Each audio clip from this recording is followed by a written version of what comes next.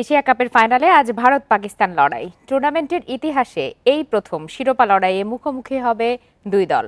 নবমবার champion হওয়ার লক্ষ্যে নামবে ভারত, আর পাকিস্তানের লক্ষ্য ১৩ বছরের শিরোপা খরা ঘোচানো।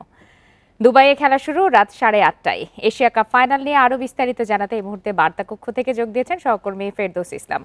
ফেরদৌস, খেলার মাঠে যতটা না, খেলার বাইরেও কিন্তু এই টুর্নামেন্টের এই ম্যাচটি উত্তাপ ছড়িয়েছে এবং এখনো ছড়াচ্ছে। কিছুক্ষণ পরই খেলা শুরু হবে।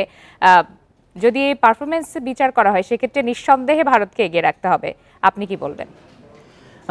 নিঃসন্দেহে আপনি বলছিলেন মাঠের বাইরের উত্তাপের কথা। দেখুন, এই আসরে এই নিয়ে তৃতীয়বার মুখোমুখি হতে যাচ্ছে ভারত পাকিস্তান।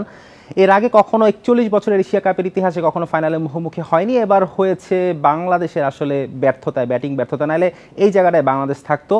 ভারত পাকিস্তান এবারের যে দ্বৈরথ, এটা শুরুটা হয়েছে আসলে পেহেলগাম সন্ত্রাসকাণ্ড থেকে। আসলে অনেক ভারতীয় চাইনি যে এবার ভারত পাকিস্তান লড়াইটা হোক, এশিয়া কাপ ভারত পাকিস্তানের মুখোমুখি হোক। সেখান থেকে কি হলো, প্রথম ম্যাচে হ্যান্ডশেক করলো না ইন্ডিয়ানরা পাকিস্তানিদের সাথে। সেখানে অ্যান্ডি পাইক্রফট নিষেধ করলো হ্যান্ডশেক করতে সালমান আগাকে। পাইক্রফটের সাথে পাকিস্তানিদের একটা দূরত্ব তৈরি হলো। পাইক্রফট ক্ষমা চেয়েছে এমন দাবি করে পিসিবি আরব আমিরাতের সাথে ম্যাচে নামলো। এরপর সূর্যা কুমার রাজনৈতিক মন্তব্য করেছে। সাহেবজাদা ফারহান, হারিস রৌফ, তারা যুদ্ধংদেহী অঙ্গভঙ্গি দেখিয়েছে মাঠে, সে কারণে তাদের শাস্তি হলো। মাঠের বাইরে অনেক বিতর্ক সঙ্গী করে আসলে এই ফাইনালের ম্যাচটি হতে যাবে, যেখানে ডেফিনেটলি ভারত ফেভারিট।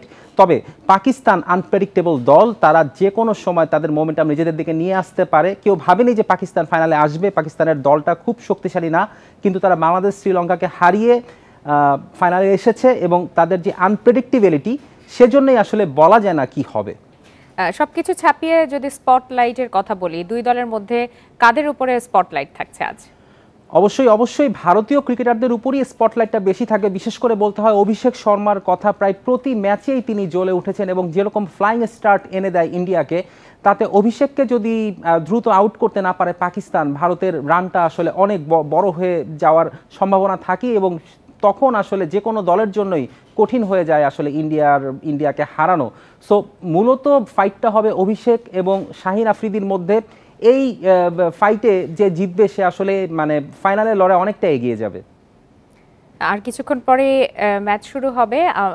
সবারই চোখ থাকবে এই ফাইনালের দিকে, যেহেতু এই টুর্নামেন্টের, আপনি যেমনটি বলছিলেন যে টুর্নামেন্টের প্রথম শিরোপা লড়াইয়ে মুখোমুখি হচ্ছে ভারত এবং পাকিস্তান। তথ্য সংগ্রহ করতে থাকুন। ফেরদৌস ইসলাম, আপনাকে অনেক ধন্যবাদ।